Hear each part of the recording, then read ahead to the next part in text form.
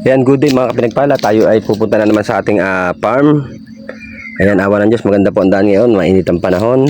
At ito po ating kasama sa ating paglalakbay, ang aking si Pandora. Ayan, meron po tayong karga na 10 timbang buhangin at isang semento. At nagbabalak po tayong floringan ng ating nip house dun sa ating bukid. Ito po. Muli, tatahak na naman si Pandora sa kahirapan ng daan, papuntang farm. So, ayan po. Bali, napakalaking bagay sa atin ang ating sasakyan. Kasi kahit mabibigat, nakakarga niya. Hanggang sa muli mga pinagpala, at tayo ay lalakad na po.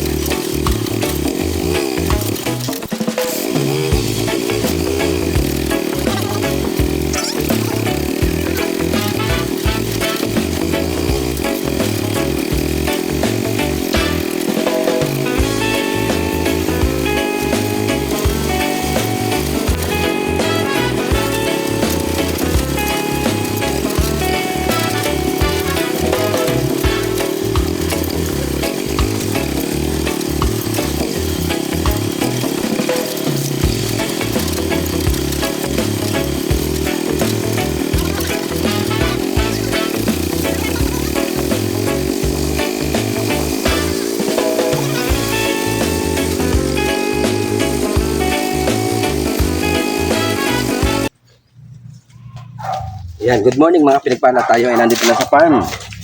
At meron po tayong daladalang mga kagamitan natin sa ating pagpapanday sa ating nipa house. Ito po. Kararating lang natin dito ngayon. Medyo nakakapagod. Nalayo-layo rin ang biyahe. Tapos may kargang mabigat. May karga po tayong semento at saka buhangin. Gagamitin natin dito pag-flooring sa ating nipa project.